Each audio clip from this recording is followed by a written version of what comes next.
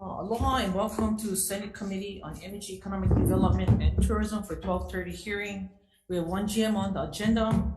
The meeting is being streamed live on YouTube. And then in the unlikely event that we have abruptly end this hearing due to technical difficulties, committee will reconvene to discuss any outstanding business at 1 p.m. on Tuesday, March 21st in this room, 229, and a public notice will be posted on the legislature website. Please note we have a 1-minute time limit per testifier. For these GM hearings, to accommodate our members who also need to be in other hearings, I'm going to be switching up the order a bit. We'll first have Senator Vavella ask questions first before even allow testimony and the speaker, and then we'll start to take testimony from there since he needs to be at another hearing also. So Thank you. Just a couple of things right now. So just looking over your resume, can you explain to me why the positions at various states and county offices were you limited to an average of 2-year expected on each position, and at the HTA you worked there over 4 years? Thank you, Senator Favela. Chris Sadayasu, nominee for DBIT Director, Governor's Measures 505.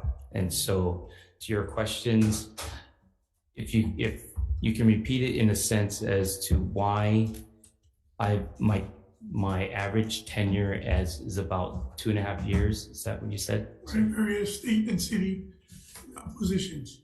Thank you. So I was at HHFDC. I started with the state 22 years ago with HHFDC, and I spent about 7 years there. Then I went to Aloha Tower Development Corporation, and each one was a new opportunity and a different skill set and a different job description. And so I spent almost 3 years there.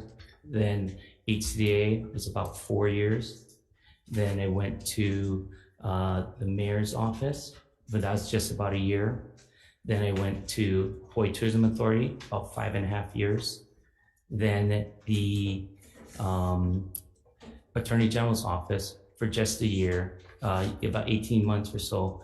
And then I got the opportunity to be the DBIT director. And so then I moved to that. So I think when you do the average, you're right, sir. But it's been an opportunity each time to get a new skill set, to be able to gain perspective at different agencies and allow me to grow in each role, understand legislation, understand budgeting, project management, procurement, contract management, and execution. So thank you, sir. The next one is, can you describe your previous role at HTA, and can you what is your previous role at HTA? Thank you.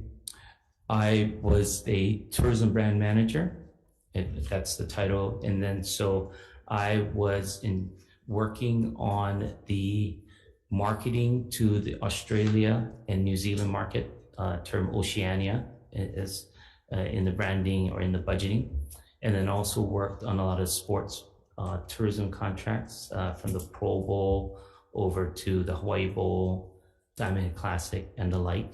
And so those are two main areas, as well as at a point in time, I worked on the meetings, conventions, incentive group market. And why did you not leave HTA when the leadership changed from Chris Tatum to John DeFries?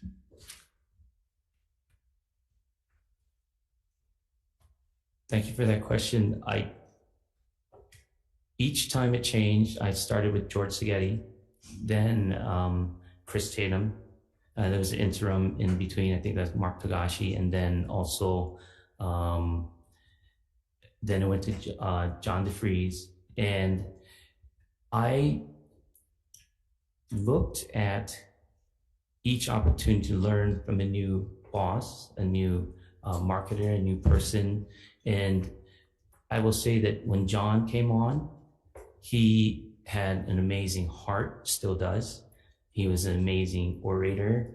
He spoke from his soul, his na'au, and he embraced the strategic plan that HTA embarked on.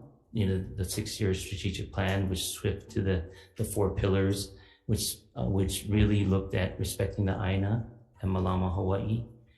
And he inspired all of us as brand managers to move forward with a new tact in not just marketing, but destination management. And I believe he's done an excellent job in that area. I think in the past couple of years after I left, there have been some issues with respect, and well documented by you, sir, and the rest of the committees. And but working with the HTA board, Mr. Freeze, and the rest of the executive team, I believe we made great strides. I'm not Mike McCartney.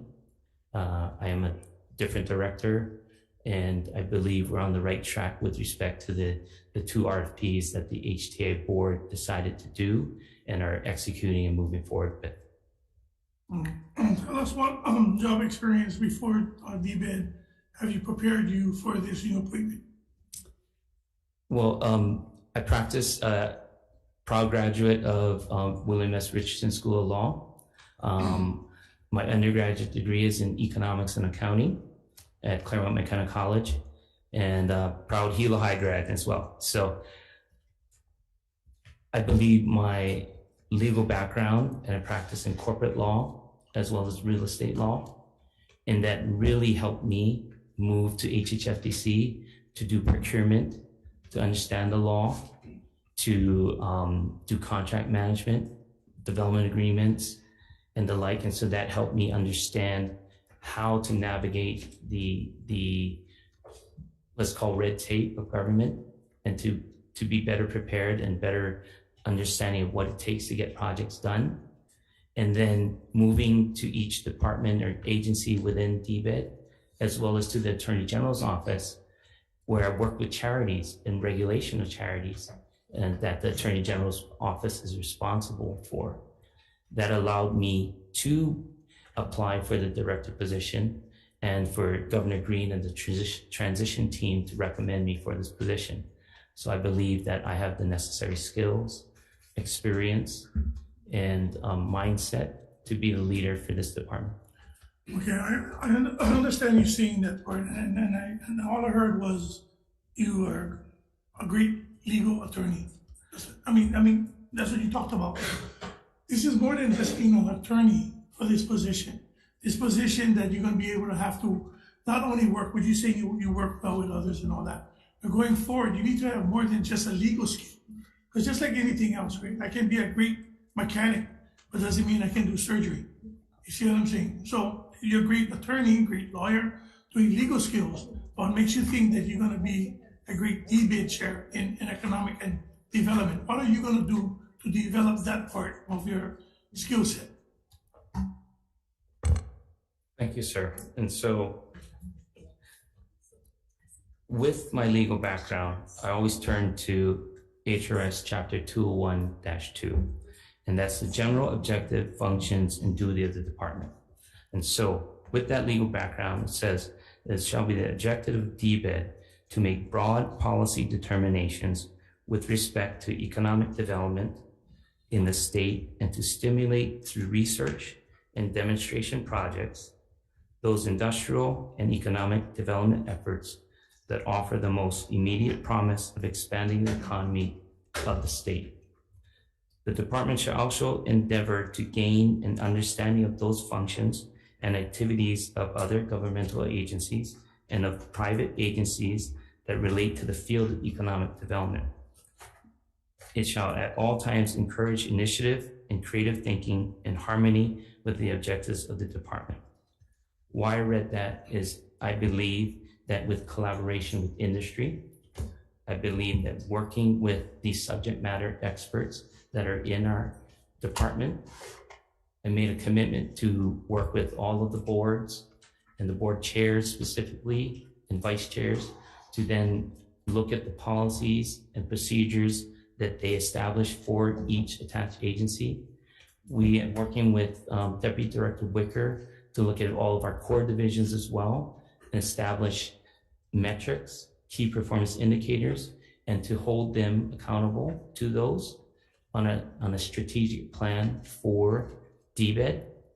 I'm also taking on 4 very large projects that I started on in the 100 days ago. This is day 101, and that's the Tourism Authority with the USA Marketing and Destination Management Stewardship RFPs, the Hydrogen Hub application that the State Energy Office is the principal investigator for, and DBED is the lead, with our co-leads of the consortium, made of over 30 partners within the state and elsewhere throughout the United States. Also, affordable housing being the #1 priority for Governor Green and his initiatives through HHFDC. And then also Aloha Stadium and the Stadium Authority, which is, as of July 1st, been attached to DBED. And so that $350 million project is a priority for DBED. And so I've been managing those, been working and learning and using my expertise in procurement as well as project management to move those forward. And I'm very proud to say that I'm working well with the board. I did have a misstep and you all called me on it and I moved forward from it. The HTA board has been a great partner. The HTA executive team has been responsive, and we have made great strides moving forward. And then we have a special board meeting with the Stadium Authority next week to discuss how we're moving the Aloha Stadium project as well. Sure, just skip down. I have more questions, but I just want to skip down to something that I'm passionate about. So have you been, you know that I've been very critical of the film office, lack of focus, leadership to make sure that the Hawaii residents, training employees, and hiring, wages, jobs, film industry. My colleagues agree with me that we need to be more into having the numbers of bills that have addressed the concerns, such as more oversight throughout the certain Hawaii Film Commission. Question is, have you served as serving as acting director of DBED since January this year? What is your goals and benchmarks do you plan to impose in the creative industry division and film office to address the concern about the surge of more Hawaii residents benefiting from the higher wages jobs, especially when production crews are benefiting and the tax credits are previously by the state? Thank you, Senator, for that question. And we have met with industry members, industry leaders in the film industry. Georgia Skinner, Donnie Dawson, and the rest of the team have been very instrumental at DBED as a core division. I've met with Deputy Director, and I have met with the University of Hawaii as far as a creative film studio space at West Hall campus. And so we're looking at the film tax credits. And I think there's several bills, as well as the bill, sir, that you're talking about that creates the film commission and then also increases the tax credit by a certain percentage. There's a blanked out number there. And so we're looking at the industry, looking at how the tax credits can also provide incentive to bring more productions here in Hawaii. We identified the need for 8 film studios that could be possibly housed at UH West Lawn campus or elsewhere in that Kapolei area or Kalaeloa area. And so we're working closely also with the Department of Taxation to understand the impact of the tax credits. The other thing, and sorry to be long-winded, is that we're also met with UH, starting to meet with the community colleges as well as Superintendent Hayashi to look at workforce development. So as Zachary said, for above the line and below the line jobs and get that workforce going. And so I think Deputy Director mentioned in his testimony on Tuesday that is one of the clusters that we are focusing on, because during the pandemic, that was something that continued to prosper and move forward which is the Creative Industries Division. Okay, this is my last one and I'm done. I was gonna go elaborate more on that, but I'll let my colleagues work on that. Since the last statement, our legislators are taking, the last statement that you made legislatively, that you was gonna take a bold step to HTA to step and have a taken, making sure that our RFP and HTA marketing and destination management contract would be finally awarded. So, yeah, remember you made that bold statement that you was obtain and do these things. But the question that I have is that when you went to the board meeting, and I know it was a personal thing, and he said it was a personal thing, but with all of this being the new director or the new acting director or the designee or whatever the situation might be, as expensive or as crucial as $33+ million, you didn't stay for the final part of the board meeting. And I know you said it was personal, whatever, but to me, yeah, I understand that. And to me, this is a position that, we cannot excuse ourselves for certain things. Because I like to be every place at every time, same like anybody else. When it comes to our state taxpayers' money, when it comes to $33 million plus for something that you needed to be there or even have a statement or even having a part of, being excused from the meeting because you had somewhere else to go, I don't think that's showing us of being in the leadership role that you present yourself when you just got there. It's just like me starting one job and I miss one day of work and then I miss another day of work. I mean, that's going to be kind of crucial on my evaluation as an employee. So that's what I'm trying to explain. So those kinds of things, how can in the future that we can count on you, that you're going to be at the crucial meetings at crucial times, making crucial decisions for a very important department. Okay. Thank you, Senator Favela, for that question. It's a two-part answer, and the first one is I missed the December board meeting because that was my father-in-law's funeral, so I couldn't be there, and I did apologize. And Deputy Director Wicker did attend on our behalf, and I did my best to brief him and get ready. The January meeting, I was there, and that was after the bold move, and so we came to understanding. I apologized to the board. I said I was afraid of sunshine law, and that was a requirement that I couldn't discuss anything that was agendized on that next day, and that was the day after the WAM info briefing. I went there. I was early. Talked to the board members, explained my position, went on record, apologized. The board asked some very hard questions. I answered them as honestly and truthfully as I did. I also mentioned that I had a hard stop, that I had to go. I had to go to a meeting on the stadium authority that was being handled. And then I also went to a separate meeting with the Office of Planning about the SEDS movement, because that was part of our strategy planning for a strategic plan I was working with Deputy Director Wicker. So, but before I left, I asked the board chair, asked the leadership, asked the vice chair, and explained that this is where I was going. Was it okay? And they said yes, they had it. It was an executive session. Also, someone from my office, who is our special advisor to the director's office, stayed the entire time. And so she was monitoring it, and she was asked to message me at any time, even call me. And so I believe I was present. I wasn't at the executive session, you are correct, but I believe I was present and that I had the understanding of HTA staff as well as the board that I was available if necessary. And so, but I will commit to you and the rest of the committee and the legislature and all that I will attend as many meetings and be present as much as possible that my schedule allows. I believe I have 10 attached agencies and also core divisions attached with boards that I am a member of. And the Stadium Authority and the HTA board both meet on the same day, right at the same time. So it's hard to be at both, but I'll do my best to do that. Okay, thank you, Chair. Thank you, Can sir. I follow up, just because I was at the Stadium Authority Board meeting that day. It's at 8:30 in the morning. People were asking where you were.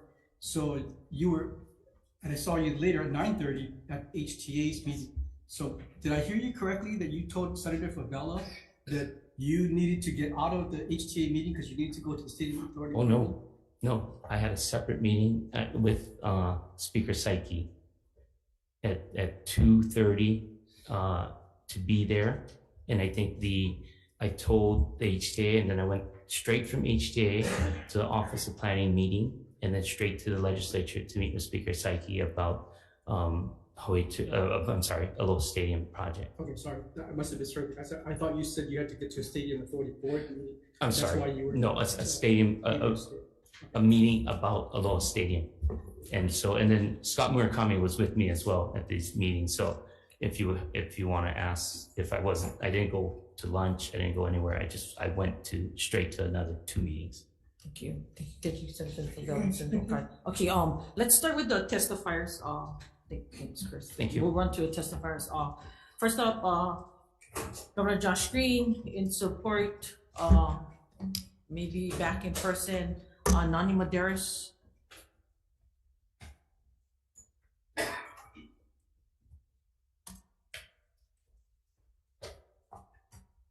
Hi, Chair, Aloha Vice Chair, members of the committee. I'm going to read my testimony because it's short.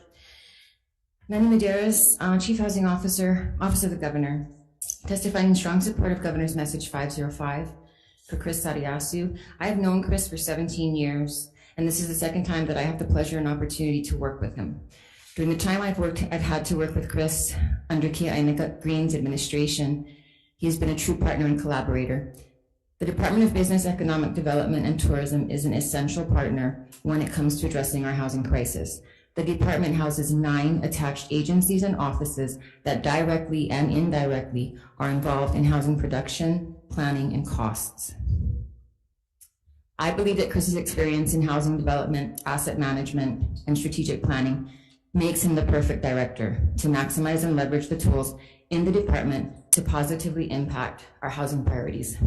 And also, I want to just add, Chris is passionate and he's enthusiastic about the job, and that's hard to find. Thank you for your time. Thank you for your testimony. Your time is up, and we have your testimony. Yes, thank you. Next up, Dane Wicker. Thank you. John DeFries. John DeFries, Hawaii Tourism Authority, we stand by our testimony and full support of Chris Sadayasu. Thank you. Next up, Scott Glenn. Law Chair Scott Glenn, Office of Planning, Sustainable Development, stand on our testimony and strong support. Thank you.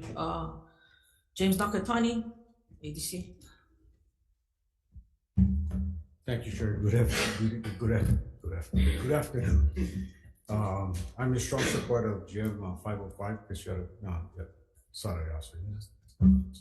Anyway, I just wanted to point out that I guess Libet and the director, we had a kind of a rocky start. Maybe that's an understatement with the hearings and everything. But the 4 months that I've been there, plus, I think Chris is pretty impressive, and I'm really convinced that he can lead DBED and all of the attached agencies forward.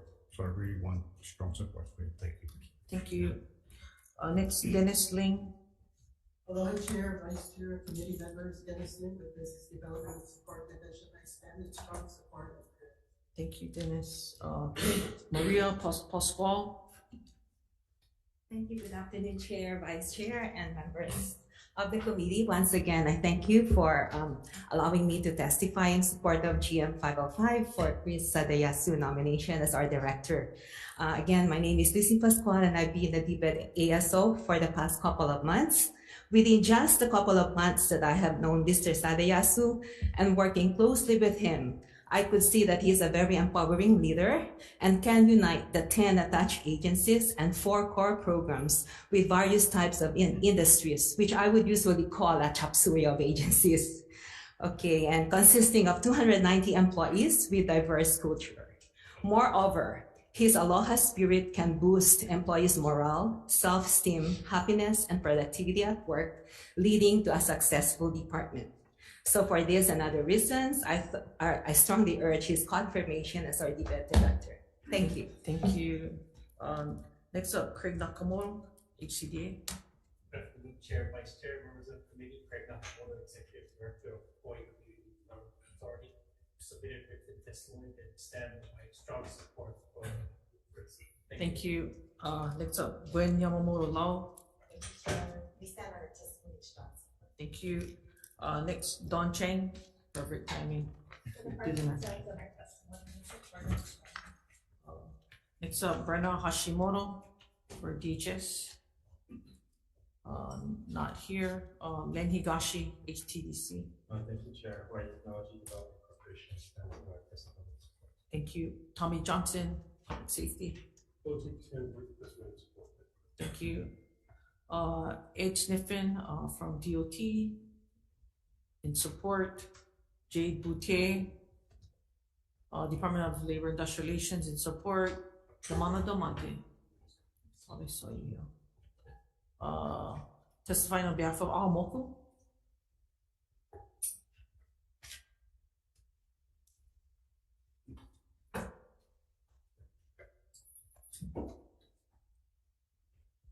Aloha Maika, co-chair, members of the committee. My name is the Aloha Rocky Kaluhiba, and I would like to testify in favor of Chris Sarayasu.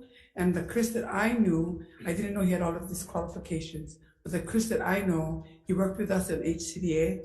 I'm actually from He'ia. Our family has been in the same hapua for over 300 years. When HCDA was transferred the land, there was an exchange of land for He'ia for Kaka'aku.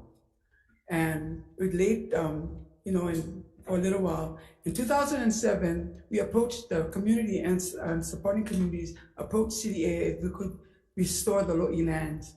And, we were given the lease, but there was other restrictions that we couldn't use any machinery. So it was so overgrown, 400 plus acres, trees, we had to try and do it by hand. My husband, a native Hawaiian, but also a heavy equipment operator, he said I could do this in one day. It's taken us 3 months already, and we're not even halfway there. So with the help of HCDA and Chris, every time we needed help. Rocky, your time is up, but he we helped have your us. testimony. Thank you. Thank you. Mahalo. Georgia Skinner, Creative Industries. Creative Industries had, thank you very much, Chair and members of the committee. Stand in strong support of the nominee. Thank you. Mark Glick for State Energy Office. The Energy Office stands in our support, and we also recognize Chris Alias's strong growth in the position and hope to continue to work. Thank you. Gregory Barber for Nelha. Aloha, Chair DeQuette and Vice Chair Wakai and members of the committee. I'm Greg Barber, Executive Director at the Natural Energy Lab in Kona. Standing strong support.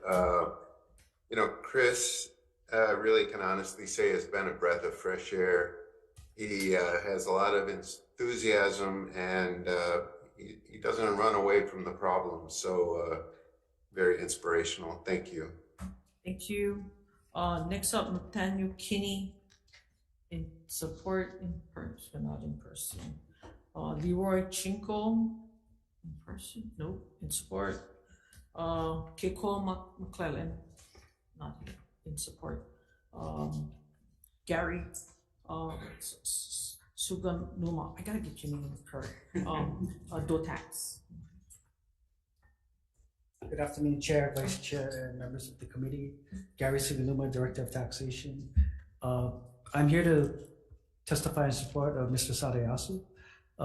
I believe that his experience working in several of the administratively attached agencies to DBED will be very helpful to him as he continues to learn and grow in his position.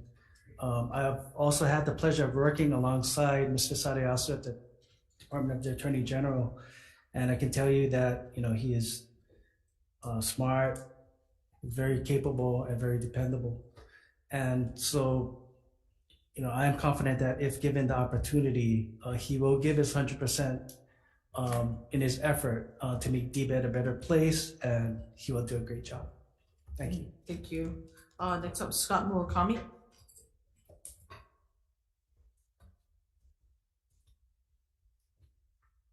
Hello, Chair Decoy, Vice Chair Wakai, members of the committee. My name is Scott Murakami. I'm going to just stand on my written testimony and strong support. But I did want to publicly thank Chris for his 22 years of public service and also share with you that from day one, Chris has made it very clear that the foundations of his leadership are going to be on accountability, transparency, and collaboration. I just wanted to let you know that he and Deputy Director Wicker make a wonderful team and very excited to be a part of DBED. So thank you very much. Thank you. Next up, William Ewan. Chair DeCoy and Senators, my name is Bill Ewan.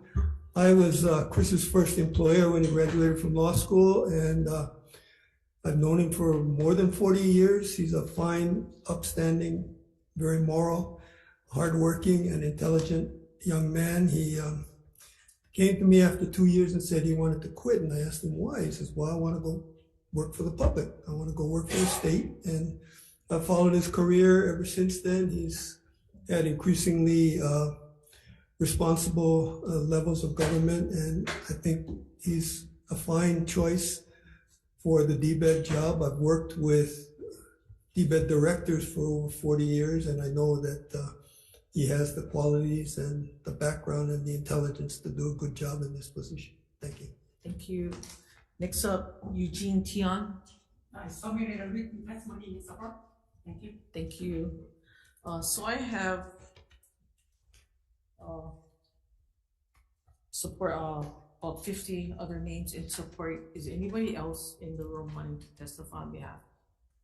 Chair, Vice Mayor, member of the committee, David Pacific, Administrator for Trade Zone, I stand in support of that testimony. Thank you. Sharon Hurt from DOA.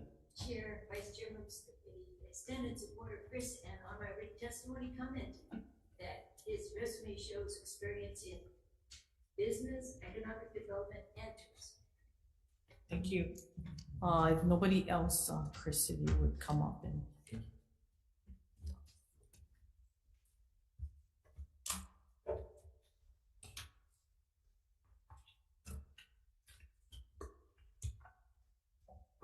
You might open state. Thank you. Aloha, Chair Decoit, Vice Chair Wakai, Senator Kim, Senator Fukunaga, and Senator Favela, who I'm sure is downstairs at the next hearing. May ka mahalo nui for this opportunity to present this testimony as Governor Green's nominee for the Director of the Department of Business, Economic Development, and Tourism. First, I'd like to thank Governor Green for his confidence in nominating me to be the DBED Director. I'm honored and humbled by his support. With the transition team's recommendation, the Governor appointed me as Director due to my almost 22 years of public service, 20 of which have been with DBED agencies.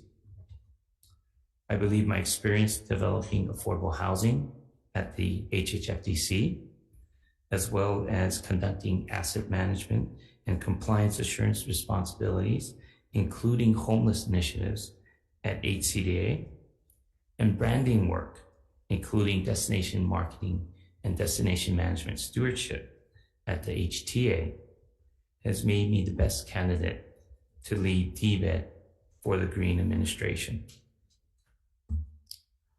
I am also a proud graduate of the William S. Richardson School of Law and practice as a private attorney, specializing in real estate and corporate law. My collaborative nature, procurement expertise, and project management skills, paired with Deputy Director Wicker's focus on cluster economic development, supported by Research and Economic Analysis Division, will help our DBED team identify strategic areas to move the needle of economic diversification and growth by focusing on projects with performance metrics that 1, increase exports and trade, 2, reduce imports, 3, increase the competitiveness of Hawaii's businesses, 4, strengthens our supply chain, and 5, manages our valuable resources responsibly.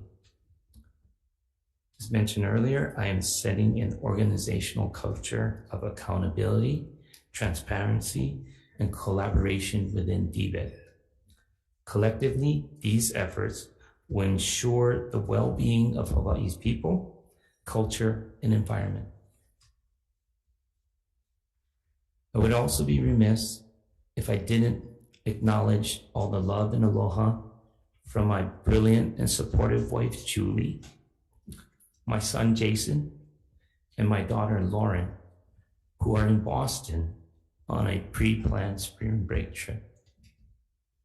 Furthermore, I would like to acknowledge and thank my parents, Jim and Ann Sadayasu, who are watching online from their home in Hilo, which was my maternal grandparents' home, and are beaming with pride over their son, who was born and raised in the cane fields in Papaikou along the Hamakua coast. And finally, I would like to take this time to thank all of you who have taken time out of your schedules to write and submit testimony today and be here as well in support of my nomination. I cannot express how honored I am to consider you my colleagues, friends, and family who will support our efforts to work with our DBED team to make our community a better place for everyone who calls Hawaii home. Mahalo nui loa for this opportunity to testify, and I appreciate everybody's time. Thank you. Questions from the committee? Senator Wakai. Thank you, Chair.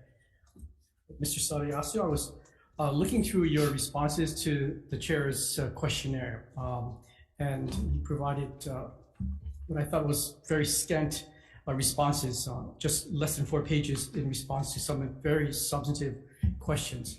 One response I really did like that you conveyed was about how you want to diversify the economy and have tourism be less of a giant that it is today.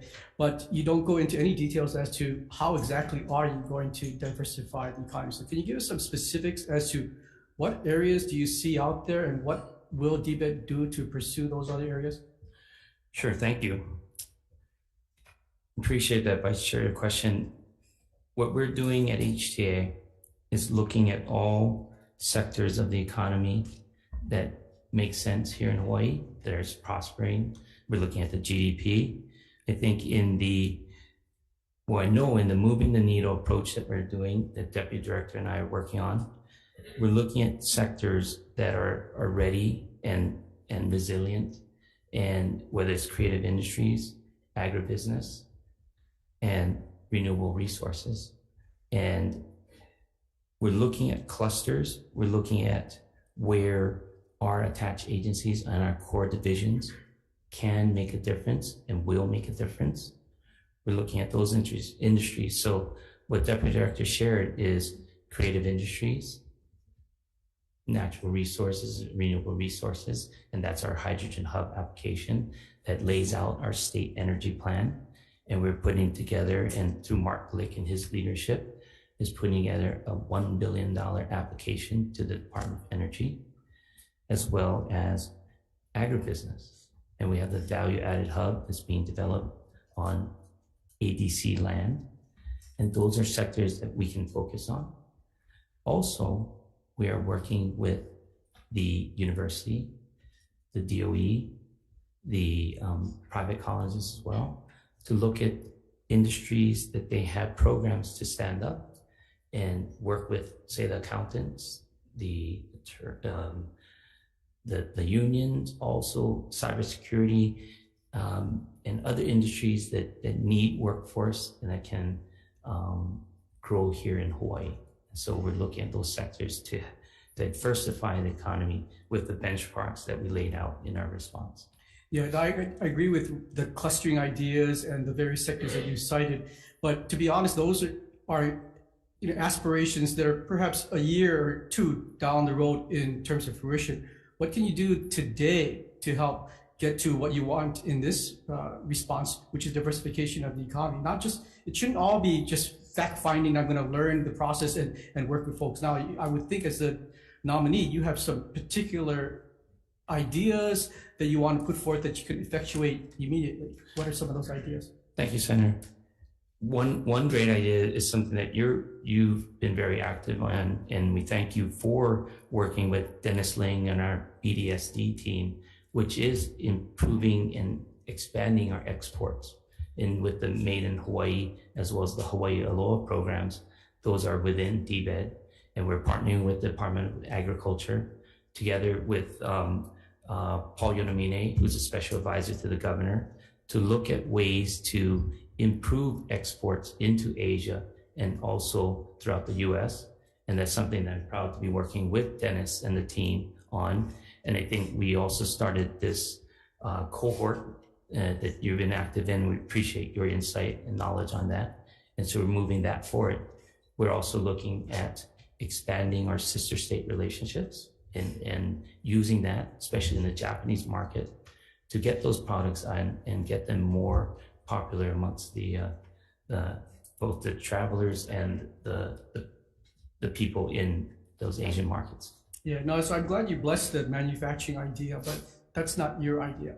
What do you have that you want to bring forth to initiate, to grow the economy? Well, I'm carrying on a lot of the work carrying forward a lot of the work that was started. And so relying on the subject matter experts that I'm working with, and whether it's HCIA and Gwen in doing that and then reducing the costs for people here in Hawaii, and that the other initiatives that we have are our creative industries, working close with Dane on that. And as I mentioned, our renewable energy. And that's something that we're working tirelessly on to get that application in. But part of the application, as I mentioned, is the state energy plan, which will identify multiple industries and bring in private capital as well as federal funds to then bring us up in that sector to much more than what it is now. Okay. You know, in the response to Chair DeCoit's question about your agency's top budgetary priority, you only cite HTA and wanting them to capture $75 million in the budget. And as I alluded to it at the beginning, you talk about diversification of the economy away from tourism. I'm trying to reconcile in my mind, how is it that you really want to diversify the economy when your only priority is to put more money into tourism? The way I read the question, Senator, is that what is the top budgetary priority? And that was in the steady state budget. It didn't have money, and so it was the 75 million and the 60 million for HTA. And so I answered it that way, that was and is the top budgetary priority, because we need a vibrant tourism economy, and then we need to supplement the tourism economy and diversify. And that is, as I answered the question, the top budgetary priority for the biennium. Earlier, when Senator Favela was here, you mentioned about the kind of a rocky start that you had with the Ways and Means Committee. And you appeared before us partially because you were unprepared 4 times. And from what I understand, you were in a cabinet meeting and you lauded yourself, like, yay, look everybody, I got the record for being in front of WHAM the most times. Do you actually think that that was something to be proud of? I was proud that all of our subject matter experts came up and had the opportunity to explain why we asked for the items in the second round. It is my understanding that it was a long hearing with 4 different sessions or 5 different sessions over 4 days, because the round 2 budget was provided to the WHAM committee ahead of time that isn't normally provided, and that a round 2 budget request went to Budget and Finance, and that it was provided to WHAM, and that's why we went through it. I didn't know every line, but I explained it to the best extent. I spoke to our subject matter experts as we went forward, and I was more comfortable at the next session, and we got more and more comfortable as we went through it. And so it was 12 and a half hours. And we did the best we could. And I think Deputy Director mentioned on Tuesday that we will be much better at the supplemental budget. You mentioned a few times already today about your passion for being collaborative. And we go back to how you made that bold statement of deciding unilaterally that you were going to cut up the HTA RFP contract just because you wanted to. How do you reconcile that in my mind? How is that displaying to the public a sense of collaboration when you just boldly went where no other CEO has gone before? Thank you for that question, Senator. I think the way I want to answer that question is I did not make any changes to anything. I just decided as HOPA that DBID Director's Office was going to move forward with the Destination Marketing Contract RFP. The HTA Board of Directors already decided at that board meeting in December and January that they wanted to and directed HTA executive team to do 2 separate RFPs. So because of the history of what HTA has done with the 2 marketing RFPs for the US market, I decided upon the suggestion of the WAM committee that instead of having the same result of a possible protest, that the DBID Director's Office would handle this 1 RFP, and so that if a protest does happen, that we could rule on it much faster than the previous director did. And so that's why that decision was made, not because it was something bold or what, it's because that is what the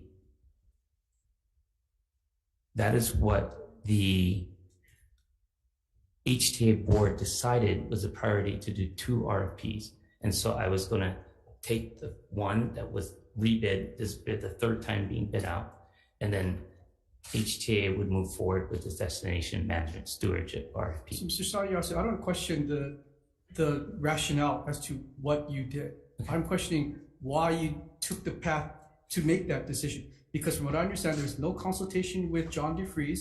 There's no consultation with any of the board members. It was Chris Sariyasu's decision to just make a decision. And so I'm trying to understand how, sure, when you repeatedly say you're so collaborative, you work well with others, how that's going to play out in the future. Sure.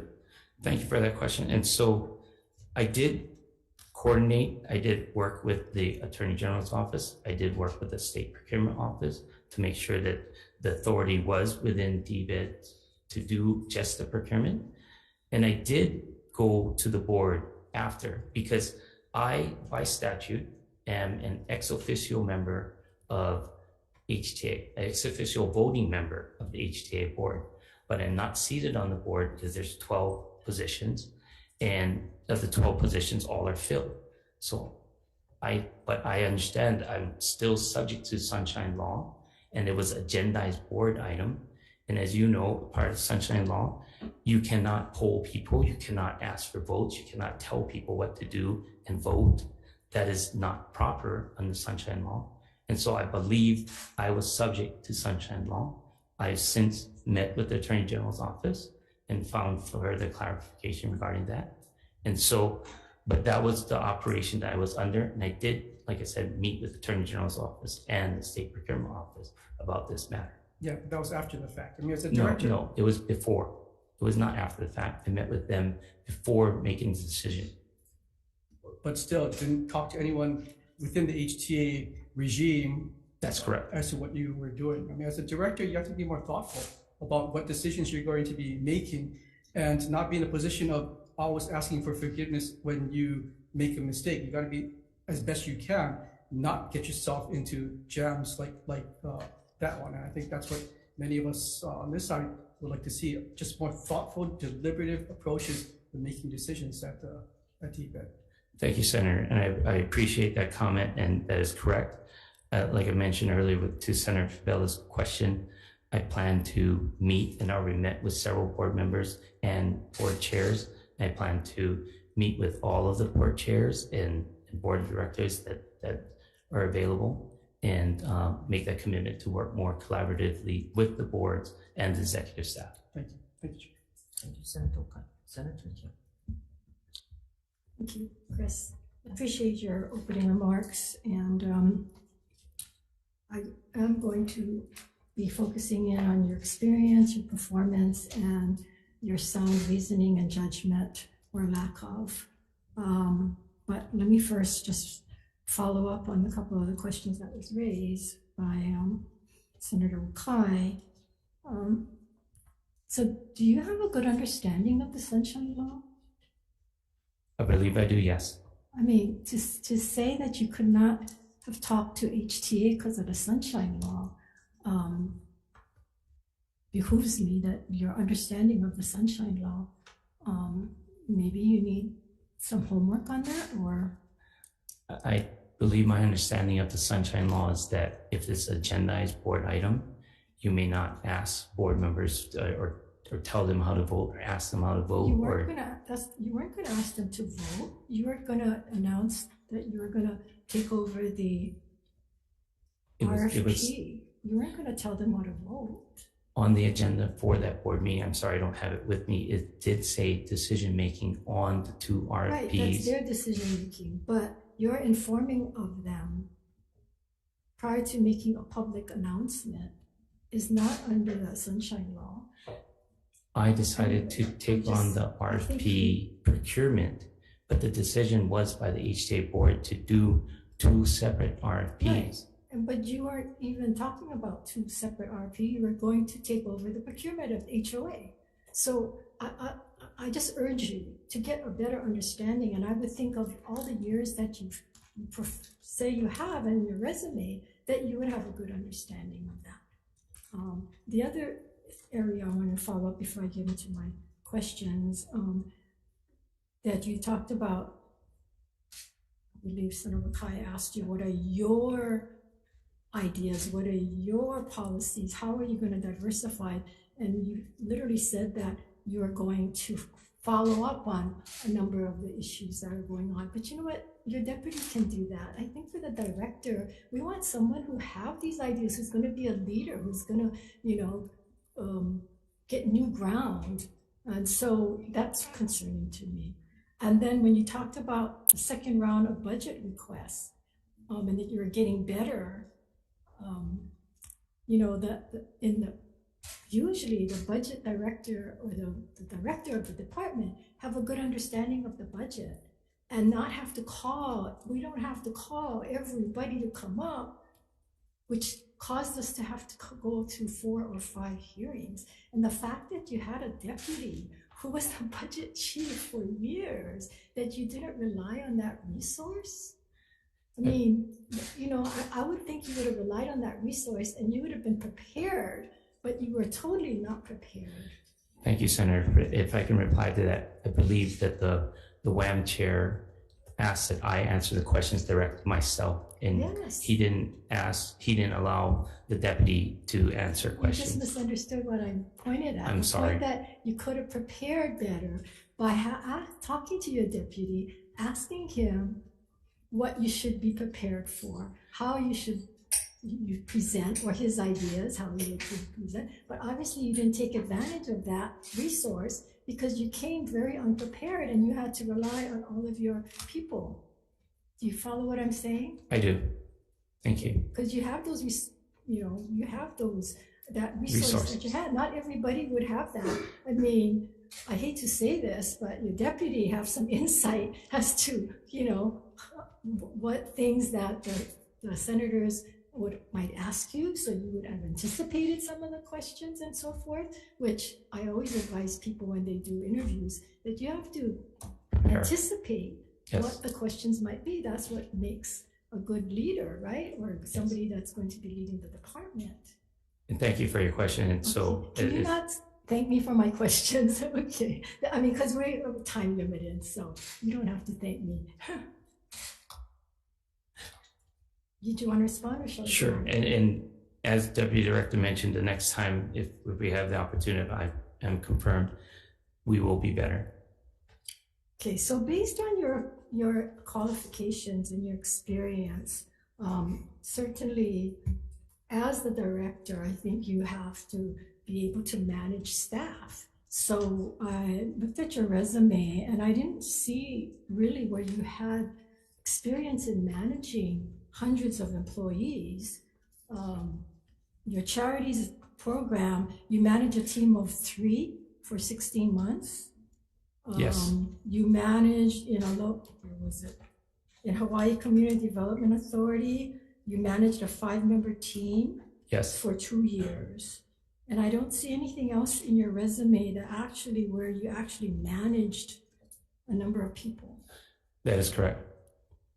So you lack that management experience. I believe that with my experience in doing projects, working with contractors, working with their teams and managing them, we had, whether it's HTA, we had people that were deployed, people that we're working with, that I managed those contracts. In doing affordable housing, we had development agreements and we had contractors doing the work. So it was project management. So as in direct employees, you're right, only in my resume, those are the direct employees that I've had. But the positions that I have been in, those have been the requirements of the job. Right, but you've not really managed more than 5 people at any given time. That's correct.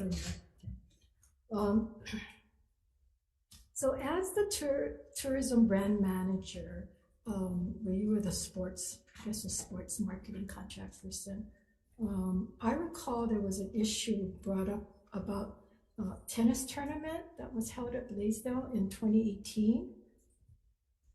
And there was some problem with HTA not paying or not securing that contract timely. Was that fall under you? I worked on the Hawaii Open, and initially it was at Central Oahu Regional Park, and then I think they moved the venue to the Blaisdell, but I don't recall any issues on payment. I think they had issues with respect to securing Blaisdell and paying, but I don't recall anything that was out of the ordinary on deliveries or payment from HTA. Okay, but that was all that fell under you? Sports contracts fell under me, yes. So let me read you an email that I got from Auto Sports co-president Jonathan Venison. He was the guy in charge, I believe. I don't know him. Okay, anyway, he was from Inside Out Sports. I guess they were the ones that helped bring that project or the tennis tournament that was held at Blaisdell in 2018. I think Inside Out Sports was a different event, but okay, sorry. Okay, well, this is what he states. Mr. Freed did generously front funds on behalf of HTA as they were severely late on their payments to Inside Out, and the event was in jeopardy of being canceled less than a week prior to its scheduled date. You don't recall that? Thank you for. But the total due was $150,000, and at that point, they only had paid, HTA had only paid $50,000. And I recall that contract. Thank you. That was not managed by me. At that time, I was working on meetings, conventions, Senate groups. You just told me. No, I'm sorry. I'm sorry. There was a period of time at HTA where I was not working on sports contracts, and they were managed by the Vice President of Marketing and Product Development. That was not a contract I worked on. I think that was Leslie Dance at the time. I can relook at it, but if you look at the contract documents, there was a time that I was not working on sports contracts, and that's when I took on the meetings, conventions, and Senate groups market. Okay, so you were not procuring, managing, and evaluating HTA sports contracts for a period of time. For the period of 2016 to 2021. There was a period of time, I think about a 1.5 year period that I did not. And when Leslie left HTA, I resumed doing the sports marketing. So thank you for refreshing my recollection. Okay, so I'm sorry. So you started in 2016. Yes. And at what point did you take over? When I started working on sports management. Okay, and then when did you not work on sports management? I would say right around 2018. Okay, for how long? 1 year? About a year and a half, a year to year and a half. Yeah, that's a bit out of check on that issue, but There was a reassignment, and Leslie Dance did. I do remember that Leslie Dance took over that management of sports contracts. Going to the point of being collaborative, as a DBED director, when you first got the position, my understanding is you met with HTA, and because of what had happened with the previous director and the handling of the RFP, that you told HTA that you were going to let them do their work without a lot of interference. Is that correct? Can you repeat that? Sorry. When you first met with HTA and talking with them on your folks' relationship and how you would deal with them in Yes. light of what had happened with the previous director, that you had told them that you were going to let them do their work with a lot of interference from you. That is correct. I think I was at the WAM, the WAM info briefing, maybe a week after, so mid-December. And I think there was questionings of me with respect to my role as the HOPA for DBED. And therefore, I do remember stating that HTA will move forward as a... You had talked with them directly and assured them that you were going to let them do their work without a lot of interference from you. There's nothing to do with WAM hearing or briefing.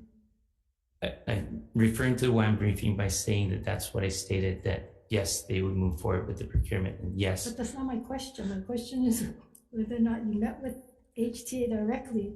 Yes. And shared with them that you were going to allow them to do their work without a lot of interference based on what had happened with the previous DBED director. Yes, but we agreed to communicate, and they agreed to keep me informed of what the timing was, the summary of the scope of services, and the timing and budget for the procurements.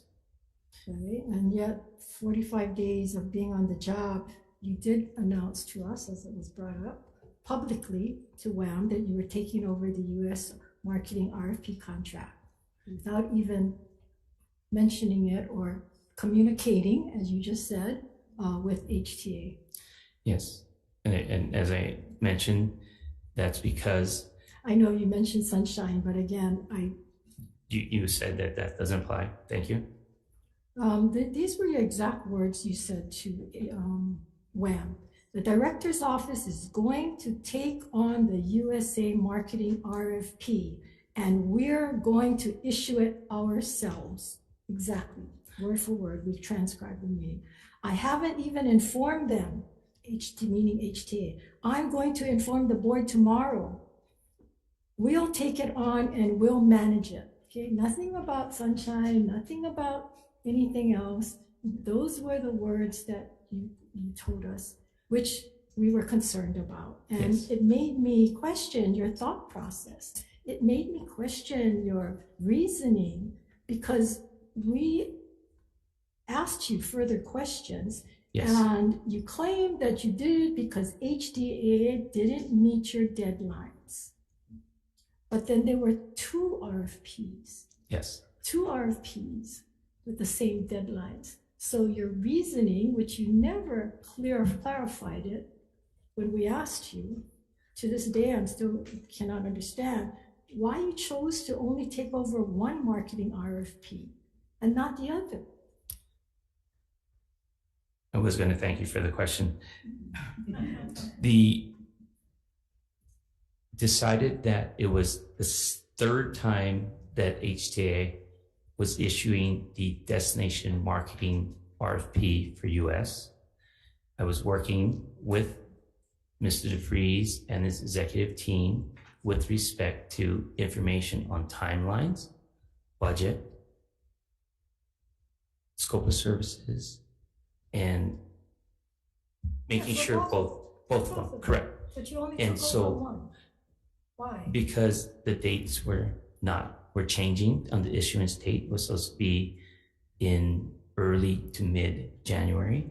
Mr. Sayasu, they were for both contracts. So I'm trying to square in my mind your reasoning why one would qualify for you to take it over because they didn't meet the deadlines and why the other didn't. I was responding to the WAM and the EET and the statements that were made there in the previous session And what about statements were there? that I should insert myself, that I think Senator Favela stated, and that there was the opportunity for a protest, and when a protest happens, they'll just end up right back in where McCartney was. That was, I think that's But that his still exact doesn't answer statement. the question why you only took, was there going to be a protest only on one RFP versus the two RFPs? The other RFP, there was no previous issuance of a destination management stewardship RFP, and that was how the HTA board broke it out with the executive team. That's how they explained it to me, and that's why there are two separate RFPs out now. I committed or decided, previous to letting them know, you're right, that the DBID director's office was going to do the procurement for the destination marketing for the US, and that one only, while the second RP would be handled directly by HTA, which they did. Okay, see, it makes no sense to me. The reasoning isn't sound because you have one RFP that was problematic, right? One RFP that was problematic, it was withdrawn, it was put out again, it had a protest, it was problematic. During that time, the previous director wanted it split up. There were all these problems. We've been there down the road. I'm not going to go over it again. Okay, but the fact of the matter that you have two RFPs with two same problems because the RFP fall under the one RFP that was protested. So they split it into two. So now you have two RFPs. That's problematic to have two protests at some point in time, if in fact it was going to get to be delivered as two. Now, you took it upon yourself to tell us that you took one because they didn't meet the deadlines because it was protested, that the other one is the same situation. So I'm trying to understand what kind of reasoning and thinking. It draws me to think that you have this knee-jerk reaction, which concerns me, that you're going to approach other kinds of problems, other kinds of decisions with the same kind of flawed or faulty reasoning. The rationale for why I made that decision was because there are two separate RFPs with two separate scopes of services. Is provided by they met the deadlines for one? No, both deadlines were to get out by mid-January. Both were not by mid-January. Both went out in mid-February. And so when I had discussed that with the State Procurement Office and the Attorney General's office, it was, can I take one on and the other still remain with HTA? They answered yes. And that's why I made that decision, because then one department, director's office, can focus on the USA marketing contract, and then HTA can focus on the destination management stewardship contract. Both contracts would be executed by HTA, not by the DBED director's office. Both contracts moving forward are managed by HTA. We were just handling the procurement. Yes, which would make sense for them to do both of them. The fact that there are two contracts that is related to one another, that cannot exist without each other, in my mind anyway, cannot exist, and we talked about that. For you to bifurcate it that way and tell us at the time that you were doing it because they didn't meet the deadlines. Okay, that was what you told us, which is why we asked you folks to submit a statement as to what was the deadlines, what was expected, so we can see whether or not what you're telling us was the real reason on why you took over only one of the RFPs. Yes. Okay, and then you submitted this to us. Yes. Okay, and this did not even tell us what the deadlines were. That was the whole deal. The whole deal was you took it over because they didn't meet your deadlines. And what you submitted to us is you gave us the date that you asked for the request, and you gave us what they gave you, but you never told us what the deadlines were.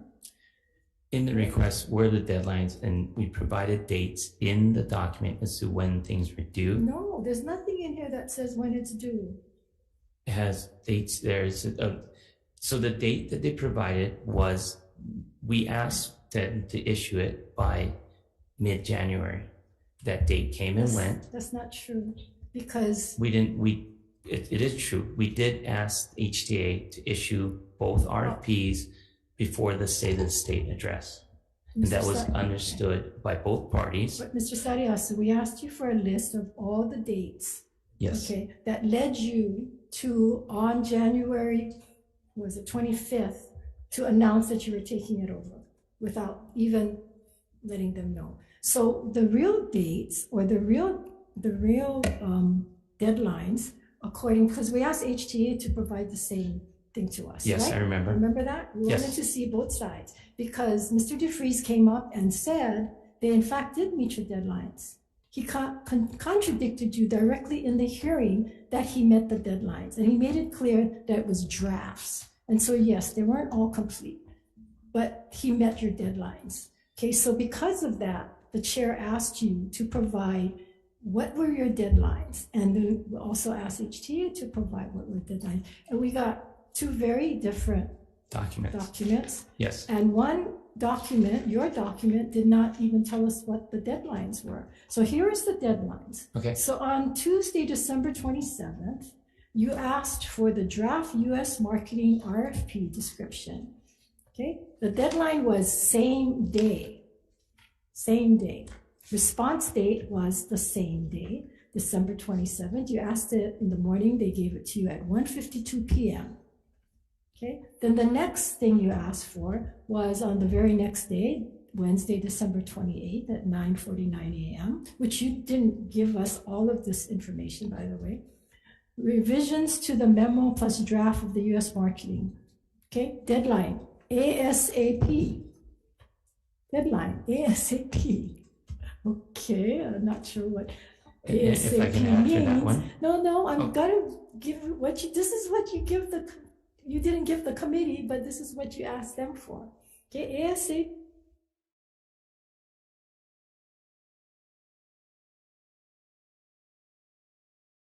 Show here is that some of your requests may not have been reasonable. And so, so you're saying that you're basing the fact that you're making a crucial decision to take away an RFP that's been problematic, and you're giving them deadlines like ASAP, same day. So the next request was made a couple of days later, Monday, January 2nd, projected budget contract amounts and length of term. Okay, ASAP, Tuesday, January 3, 8:30 a.m. And this was Monday, January 2nd, okay? They actually gave it to you on Tuesday, January 3rd, 7:58 a.m. You asked for it by 8:30 a.m. that same day. Then the next day, Tuesday, January 3, you asked for the destination management RFP write-up. Again, deadline, ASAP. Then you clarified it, 1:42 p.m. the same day. At 1:42 p.m. the same day at 4 p.m. And they got it to you that same day at 3:29 p.m. Then the very next day, you asked for a budget update. And the deadline, you didn't have a deadline, but they gave it to you on Thursday. And then on Friday, January 13, you asked them for the update scope and timeline summary. And the deadline was Sunday, January 15th afternoon. They got it to you Sunday, January 15th in the afternoon. And then on Monday, January 16th, which was Martin Luther King Day, you asked for the update on the US contract extensions.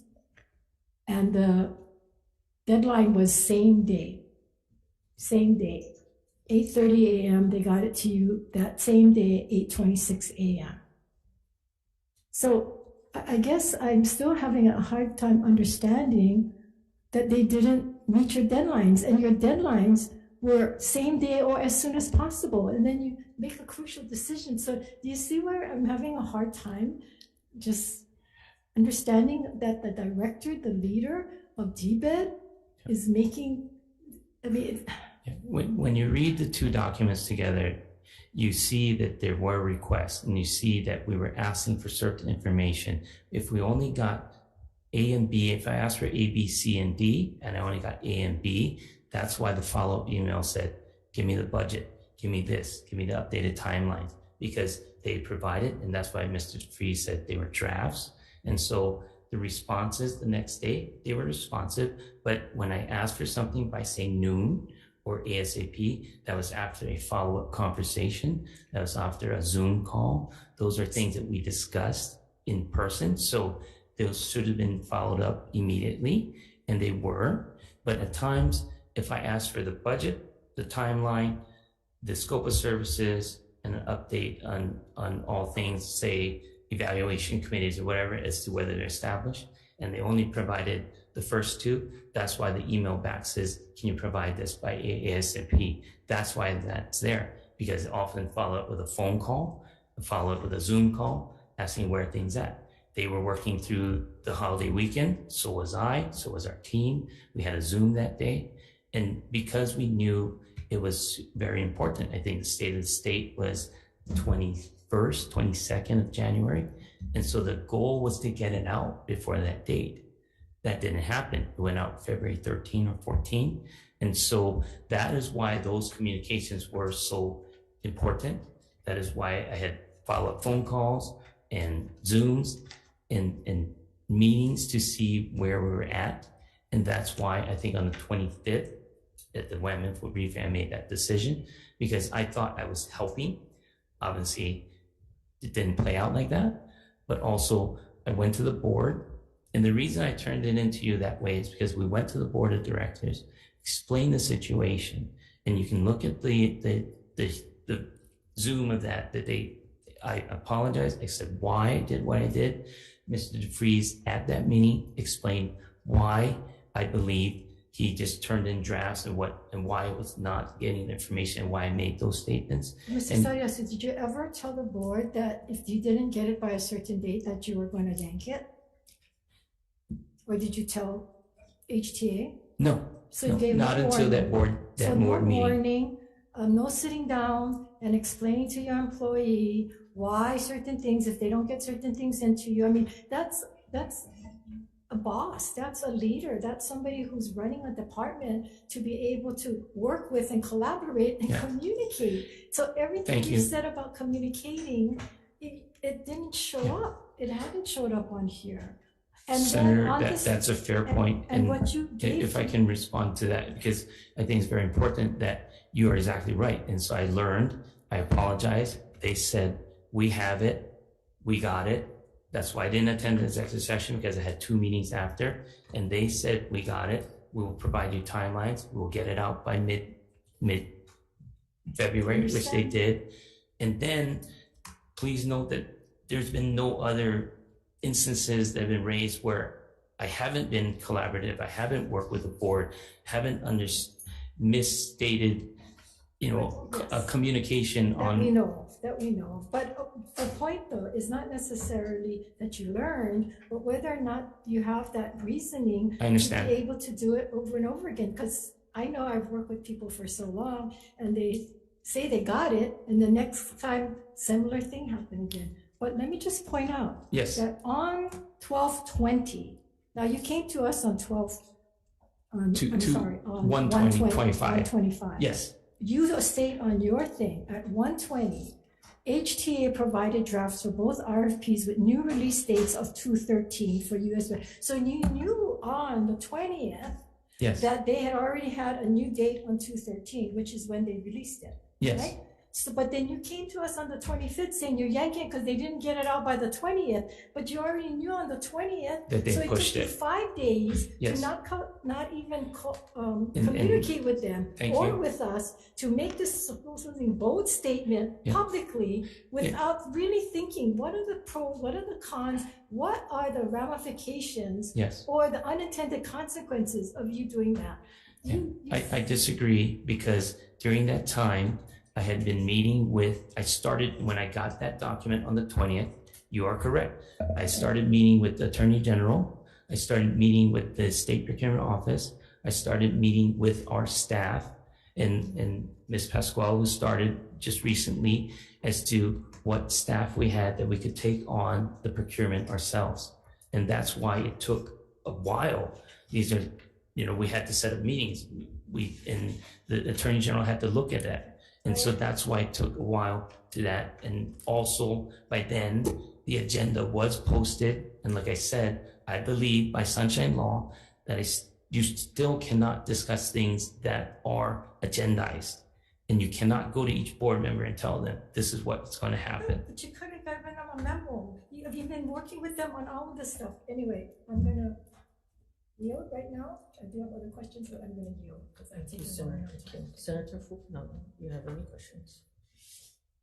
Well, I do have an observation. I think, having recently served in a county council environment, I can appreciate the difficulties of communication when sunshine law requirements and Chapter 91 do require that members of councils, and I'm sure members of boards, are precluded from discussions of items that are on public agendas. So I've often thought that the legislature, had perhaps a better approach in that in order to craft good bills, we can have further discussions, but I can appreciate that, the HTA board is trying very hard not to violate procurement. So thank you. Thank you. So I just wanted to follow up, Mr. Saliasu, on the tourism brand manager part when you had the HTA sports marketing contracts. So yes, Senator Kim had asked you about the contracts and the time frame of when you were trying to address that. This was the tennis tournament. Yeah, Hawaii Open. So your timeline does not add up. Okay. The timeline you have on your resume. Your resume shows that you were there from 2016 yes. to 2021. Yes. So what is it? Is it 2016 to 2019 or 2016 Oh no, I was there. to 2021? I was there from January 2016 to I think it was August 2021 when I went to the Attorney General's office. But when I was at HTA, we shifted between markets as well, and so the sports tourism was moved to Leslie Dance, and then that's when I took on the meetings, conventions, incentive market. I worked with Priscilla Texera and their team and Debbie Zimmerman and that team to bring meetings and incentive groups and conventions to Hawaii. Okay. So following up on the questions that I had asked, I noticed that you consistently use your passion and collaboration. The reason why you serve in public service. So I noticed that even on your resume, I haven't seen anything on community contributions outside. I found that kind of alarming. I know that most people that serve, whether they serve in a capacity of a job or an employment, that they do have some kind of engagement with the community, especially since you're coming in for probably the most diverse department under business, economic development, and tourism. Well, why is it that you don't have anything on here? Thank you for that question. My give back actually, I do attend community meetings. I do attend as part of my job as well. So that is discussions, and whether it's HCA, whether it's board meetings, whether it's I attended Waihoa Valley meetings when I was at HHFDC. But my give back is I actually teach tennis and I don't charge. And I've been doing this for 20 plus years. And I did it with my son and his group of friends from preschool on. And so they were, I think, 4 years old. And we were lucky to find some courts to use. And so I did that every Saturday and Sunday. And tennis is a passion of mine. I've been doing this for 25 plus years. And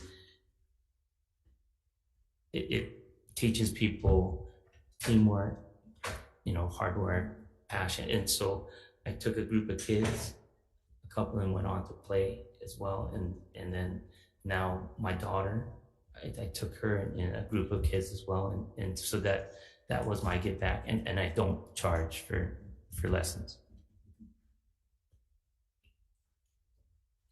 So I want to go back to Senator Favela, and I know he's not here, but I know Senator Favela brought up an instance. Of course, thank you for clarifying. But after a WAM briefing and listening to you and the questionnaire that you answered, I thought it was a huge undertaking of this division. I cleared my schedule for a meeting that was called with you and several of those in your department. My counterpart in the House was also there, and as I listened to a presentation, halfway through, you interjected us by saying you had to leave. I'm assuming that it was an emergency. And you told us at the meeting, I'm sorry I have to leave because you had to take your wife to Hamilton, the show, and yikes, then you should have, in my opinion, have planned better. I'm looking at commitment as a director to debate. Yes. And I think people deserve a director that is fully committed. As you know, and many know, Hamilton was playing for I don't know how many weeks, but I found that very disturbing for me because I literally cleared my schedule to be there so that we could get more information about what was going on. So What how day do was you? that? I'm sorry, was that the day that you went to the convention center to tour? No, that was the day It was a that board Mr. meeting? Ling was also there, I believe. It was at the Pacific Club, we were talking about the remake of Made in Hawaii. Yeah. Got it. You know, is this gonna be something repetitive that will continue to happen? Because I'm starting to see a trend here, and as the 10 different departments and additional arms Yes, I that is remember that added meeting. on, Yes. I find this as a 24/7 job. Yes. The commitment level on your behalf has fallen short. So how do you rectify something like that? And I mean, No, thank you for that question. And if there's a multi-part, I apologize. I'll answer the second part. That was pre-planned. We bought those tickets 6-8 months in advance when it came out. I mean, when my wife buys these tickets, just like, I had a vacation day. I think I put my G1 in for that day, way in advance. And so I came in on my vacation day to attend that meeting just to make sure I supported Dennis and the team and the Omnitrack and that presentation. And then also, one dedication. I kind of wish I knew that because I wouldn't have came if you weren't there. I'm sorry. I serious. I would not have understand. came if you weren't there. My idea was to see what you were in your overall picture of the Made in Hawaii. Yes. So I have a follow-up to that. Okay. And can I answer your question as well about dedication? I did have a spring break trip planned, but my wife canceled it. They're in Boston now. And it's something that we had planned because my daughter is looking at colleges, but it is my commitment to do this job. It is the legislative session, and we made a decision right away to cancel that. And so I do apologize that you canceled your schedule. And for that meeting, I think it was scheduled for you all. And so I mentioned to Mr. Ling that I was not available, but I made time to come, and I apologize that I had to leave early because I did go to Hamilton. You're correct. So I'm just concerned about, you know, the different actions that you're taking. Yes. Like my husband, we plan around stuff too. Yes. And believe me, you know, I got grandkids. So I totally get it. We plan around it. Yes. But I want to follow up. There was a conference held in Anaheim, California, and it was a Made in Hawaii conference. And I was alarmed to know that as we talk about brand marketing and marketing, Yes. I'm shocked to know that This picture was sent to me, and nobody's there in Anaheim, California. Can you Okay. explain that to this committee on where are we going with this? Well, every other table It's is filled. filled. Well, every other table is filled. Sure. And people are walking around. What's going on with our department? I don't know. I'm sorry. I was not aware of that. I'm not aware of that. I will follow up with our business development and support division and find out what happens and get back to you.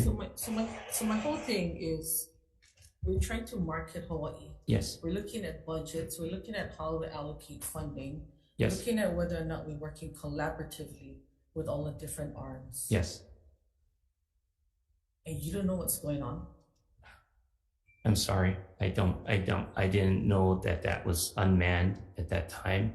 I'm hoping there was someone there at that time. I will follow up with our BDSD division and get back to you. Yeah, I think we gotta start reeling in some stuff here, right? Okay. At least you being able, like me, I'm new to EET, but at the same time, when people in the mainland are sending the stuff back to us, Yes. I try to feel just really what's happening while we're trying to figure out how do we support it and how are we supporting our businesses and how are we marketing Hawaii. Yes. I had to actually define for myself what the brand manager actually does and how does the brand manager market. Yeah. So I just alarmed at that. I actually have a question. If TMT is built, I'm going to jump right into this one. If TMT is built, it would bring millions of dollars and many jobs to Hawaii.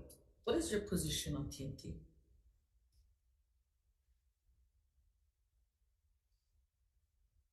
Being from the island of Hawaii, I am a supporter of TMT. I believe it brings jobs. I believe it brings a lot of scientific value.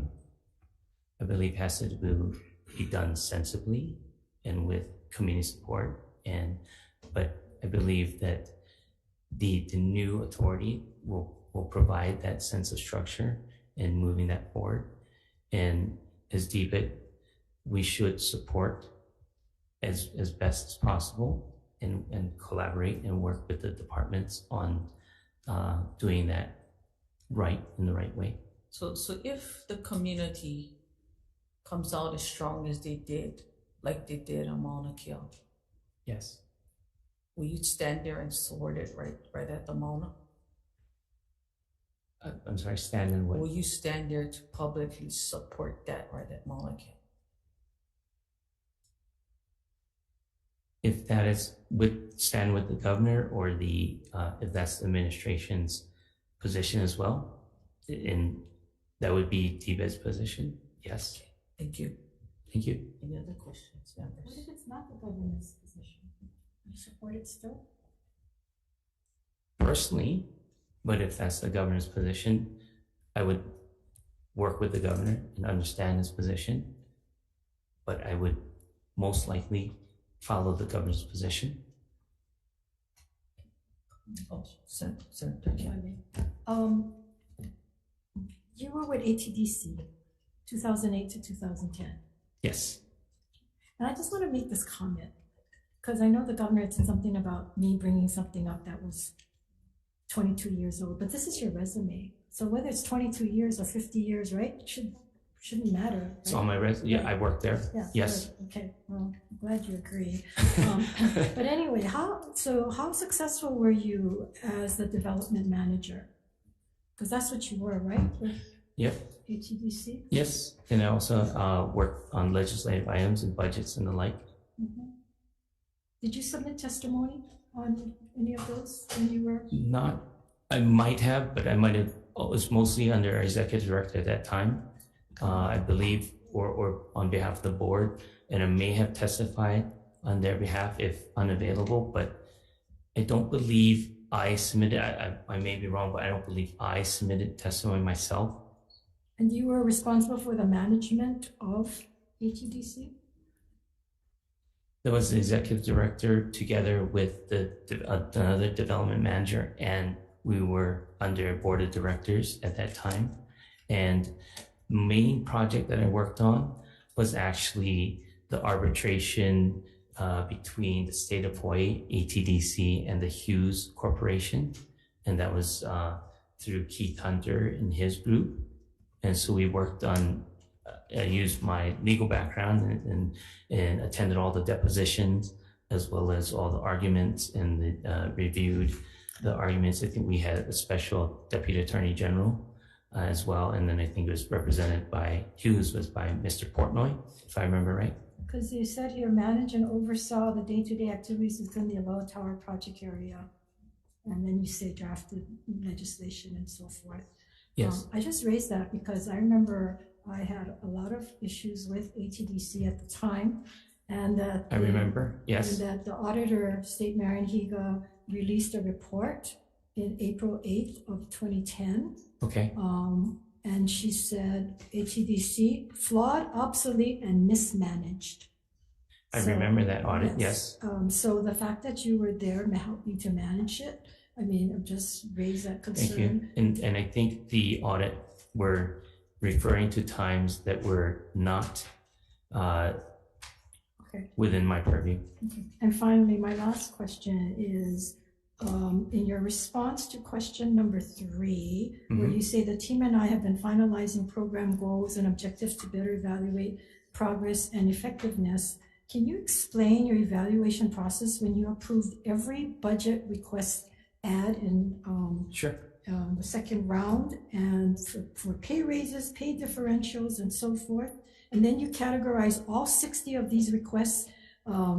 You accepted all 60, you didn't reject any one of them. Yes. And 50 of them were all rated #1 priority, only with 9 of them being #2 and only 1 being #3.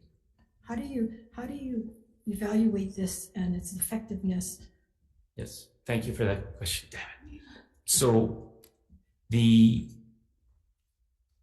round 2 request is what we understand for budget and finance. It was asking for, because there was a budget surplus or amount available, BNF asked for all departments to put in all the requests that they thought was necessary for them. Okay, But so at the hearing we asked you, did you exercise any budget restraints? Because you approved every single one of them. We put into BNF every single one, and my predecessor and other directors ranked them in groups, not by 1 through 50. But shouldn't that be your job, that you gotta vet everyone, which is why you had problems with us in BNF, in briefing, because you didn't really vet them and you just blanketly approved all of them. Like I said at the info briefing, that I relied on my subject matter experts and direct reports, and they said these are important to their missions. And being 25 days in, I relied on them to include them because they thought they were priorities, and they were responding to the request of BNF to provide what they thought was most important to the project. And so when BNF put them down as part, we did go over and say, okay. And so, but we did rank the CIP request from, I think, 1 to 17. But in the future, like you're saying, we will go 1 to 60 or reject as we see for it. Well, I just hope that if you're confirmed, that you're going to exercise some kinds of restraint and that you're going to vet things, because that's your job. Whether you're there for 25 days or you're there for 4 years, that's if you got the qualifications, you got the knowledge and experience which you're telling us you have, then I don't understand how these things have gone forth. But it is amazing. Thank you, Madam Chair. Thank you, Senator King. Any further questions? So just like to make a quick comment. Yes. You know, I just find it really strange. I mean, you know, it's the credentials that you have, the decision making and the eagerness to make those decisions without proper vetting. I want you to consider that some of the subjects that you've decided on have been really impactful. It has impacted, it has affected some of the decision makings that have been taken. So My biggest thing is that within the two RFPs, and you're talking millions of dollars, Yes. we literally set this state back to start the whole process all over again. So I'm gonna leave it at that. Senator Vavella, do you have any further questions? Okay, seeing now, we're gonna go for a decision making. We're gonna recess for decision making.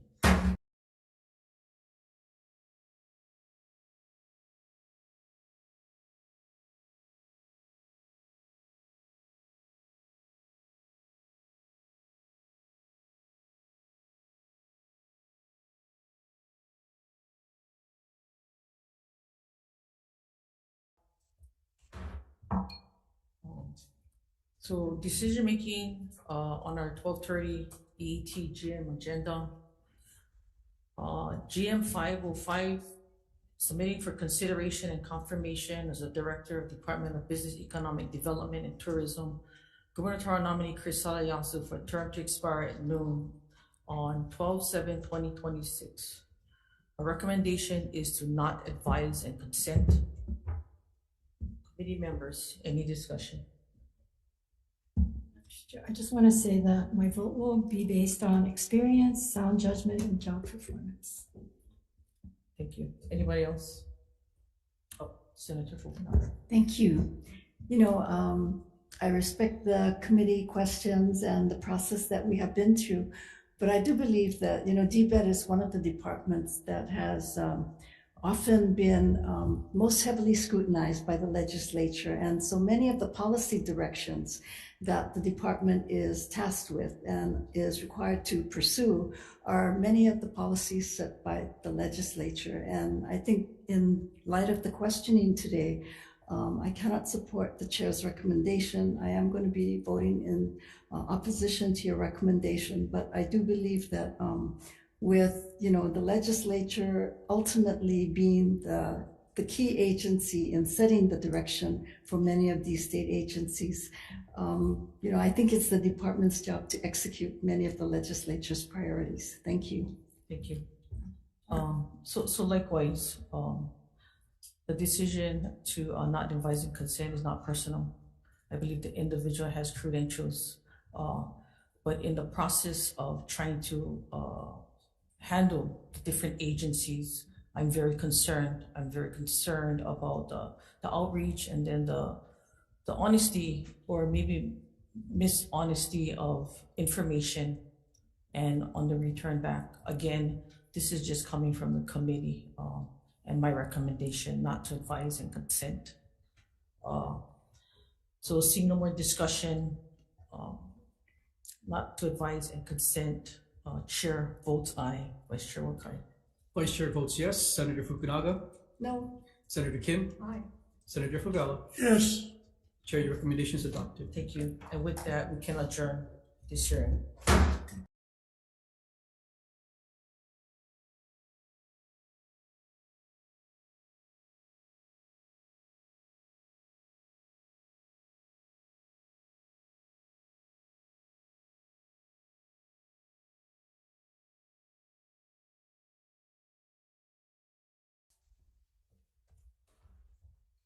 Hello and welcome. We have one bill on the agenda, HB 852, relating to state enterprise zones. In the unlikely event, we have to abruptly end this hearing due to technical difficulties. The committee will reconvene at 1 p.m. on March 23rd. First, hang on, Mrs.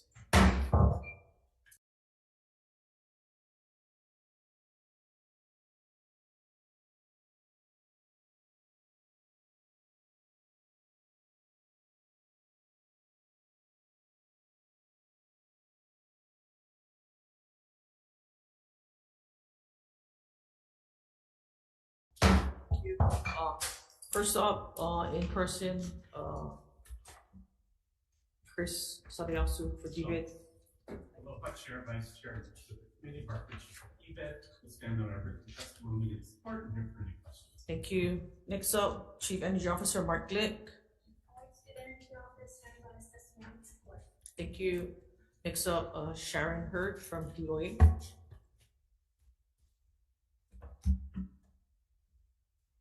Good afternoon, Chair, Vice Chair, members of the committee. Sharon Hurd, Department of Agriculture. The department has strong concerns about this bill, and I'm going to be reading, if you don't mind. Okay, with respect to the inclusion of the 9 sources of renewable energy described under Section 269-91, the department has strong concerns and requests the legislature first establish a fair balance between the competing goals for renewable energy and increasing local food self-sufficiency. Agricultural activities occupying the most productive agricultural lands, particularly here on Oahu and in the Kunia Corridor, west of Kunia Road, will be even less able to compete and survive against the utility-scale solar energy industry if the latter is given further regulatory flexibility in seeking to occupy the same land used for production agriculture. Thank you. Thank you. Next up, Lauren Zerbel on Zoom. I'm present on Zoom, Chair. Okay, thank you. Dotax on Zoom.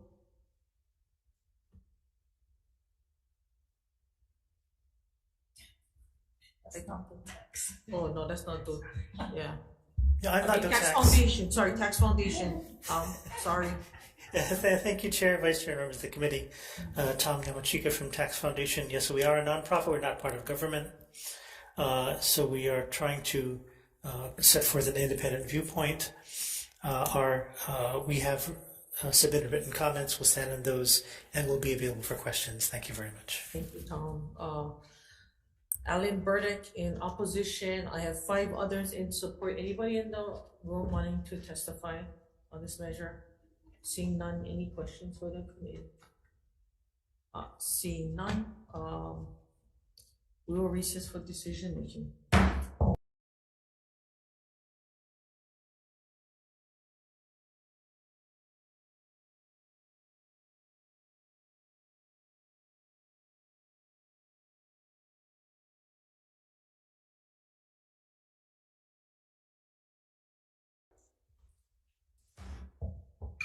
Decision making on our 1:30 agenda relating to state enterprise zones.